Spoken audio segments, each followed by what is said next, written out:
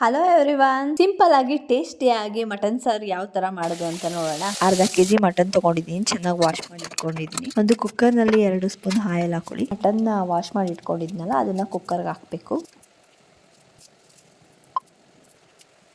ಚೆನ್ನಾಗಿ ಹುರ್ಕೊಬೇಕಾಗುತ್ತೆ.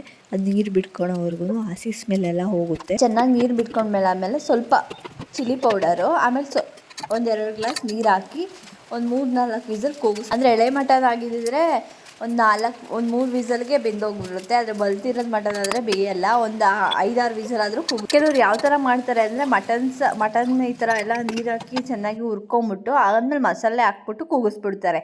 ಆ ಥರ ಬೇಕಾದ್ರೂ ಮಾಡ್ಬೋದು. ಇಲ್ಲ ನಾನು ಮಟನ್ ಚೆನ್ನಾಗಿ ಬೇಯಿಸ್ಕೊಂಬಿಡ್ತೀನಿ, ಆಮೇಲೆ ಮಸಾಲೆ ರೆಡಿ ಮಾಡ್ಕೊತಿದ್ದೀನಿ. ಈ ಮಟನ್ ಸಾಂಬಾರ್ಗೆ ಮೇನ್ ಬೇಕಾಗಿರೋದೇ ಮಸಾಲೆ ಯಾವ ಥರ ರೆಡಿ ಮಾಡ್ಕೊಡೋದು ಅಂತ ನೋಡೋಣ. ಸಿಂಪಲ್ ಆಗಿರುತ್ತೆ, ಟೇಸ್ಟಿ ಕೂಡ ಆಗಿರುತ್ತೆ. ಈಗ ಒಂದು ಪ್ಯಾನಲ್ಲಿ ಸ್ವಲ್ಪ ಜೀರಿಗೆ, ಒಣಮೆಣ್ಸಿನ್ಕಾಯಿ, ಖಾರಕ್ಕೆ ಎಷ್ಟು ಬೇಕೋ ಅಷ್ಟು, ಆಮೇಲೆ ಬ್ಯಾಡ್ಗೆ ಮೆಣಸಿನ್ಕಾಯಿ ಕಲರ್ ಬರುತ್ತೆ, ಚೆನ್ನಾಗಿರುತ್ತೆ. ಆಮೇಲೆ ಸ್ವಲ್ಪ ಕಾಳು, ಸ್ವಲ್ಪ ಕಾಳು ಮೆಣಸು, ಚಕ್ಕೆ, ಲವಂಗ ಇದಿಷ್ಟು ಸ್ವಲ್ಪ ಹುರ್ಕೊಬೇಕಾಗುತ್ತೆ. ಎಣ್ಣೆ ಹಾಕ್ಬಾರ್ದು, ಇದಕ್ಕೆ ಹುರ್ಕೊಂಡು ಎತ್ತಿಟ್ಕೊಬೇಕು. ಆಮೇಲೆ ನಂತರ ಅದೇ ಪ್ಯಾನಲ್ಲೇ ಸ್ವಲ್ಪ 1-2 ಸ್ಪೂನಷ್ಟು ಆಯಿಲು, ಆಮೇಲೆ 1-2 ಈರುಳ್ಳಿ, ಒಂದೇ ಒಂದು ಟೊಮಾಟೊ, ಒಂದೇ ಗೆಡ್ಡೆ ಬೆಳ್ಳುಳ್ಳಿ, ಒಂದೇ ಒಂದು ಚೂರು ಶುಂಠಿ ಇದಿಷ್ಟು ಹುರ್ಕೊಬೇಕು. ಆಮೇಲೆ ಒಂದು ಸ್ವಲ್ಪ ಕಾಯಿ, ಆಮೇಲೆ ನಾನು ಹುರಿದು ಇಟ್ಕೊಂಡಿದ್ನಲ್ಲ ಮೆಣಸಿನ್ಕಾಯಿ, ಜೀರಿಗೆ ಅವೆಲ್ಲ ಹಾಕ್ಕೊಂಬಿಡ್ಬೇಕು. ಅದಕ್ಕೆ ಒಂದು ಸ್ವಲ್ಪ ಹಾಕೊಂಡು ಹುರಿದಿಟ್ಬಿಟ್ಟು ಆಮೇಲೆ ಸ್ವಲ್ಪ ಧನಿಯಾ ಪೌಡರು, ನಾನು ಮೆಣಸಿನ್ಕಾಯಿ ಹಾಕಿದ್ದೀನಿ ಖಾರಕ್ಕೆ. ಮೆಣಸಿನ್ಕಾಯಿ ಇಲ್ಲ ಅಂದವರು ಬೇಕಾದ್ರೆ ಚಿಲ್ಲಿ ಪೌಡರೇ ಹಾಕ್ಕೊಬೋದು. ಒಂದು 5 ನಿಮಿಷ ತಣ್ಣಗಾಕಿ ಬಿಟ್ಬಿಡಿ. ಆಮೇಲೆ ಮಿಕ್ಸಿ ಜಾರಲ್ಲಿ ನುಣ್ಣಗೆ ಪೇಸ್ಟ್ ಮಾಡಬೇಕಾಗುತ್ತೆ ತಣ್ಣಗಾದ್ಮೇಲೆ. ಈಗ ಮಟನ್ ಸಾರಿಗೆ ಮಸಾಲೆ ರೆಡಿ ಆಯಿತು. ನೆಕ್ಸ್ಟ್ ನಂತರ ಒಗ್ಗರಣೆ ಹಾಕಬೇಕಲ್ಲ. ಒಗ್ಗರಣೆ ಅಂದರೆ ಸಾಸಿವೆ, ಕರಿಬೇವು ಆ ಥರ ಅಲ್ಲ.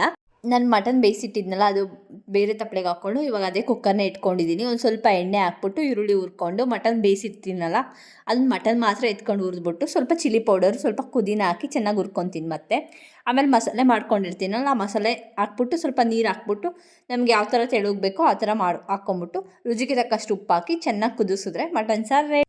ನಾನು ಈ ಮಟನ್ ಸಾಂಬಾರಿಗೆ ಸ್ವಲ್ಪ ಆಲೂಗೆಡ್ಡೆ ಹಾಕ್ತೀನಿ, ಚೆನ್ನಾಗಿ ಟೇಸ್ಟಿಯಾಗಿರುತ್ತೆ. ಮಟನ್ ಸಾಂಬಾರಿಗೆ 1-2 ಆಲೂಗೆಡ್ಡೆ ಹಾಕಿದ್ರೆ ನೀವು ಟ್ರೈ ಮಾಡಿ. ಆಲೂಗೆಡ್ಡೆ ಆಪ್ಷನಲ್ಲ, ಹಾಕ್ಕೊಳಂಗಿದ್ರೆ ಹಾಕ್ಕೊಬೋದು, ಇಲ್ಲ ಅಂದರೆ ಬೇಡ ಅಂದರೆ ಬಿಡಿ.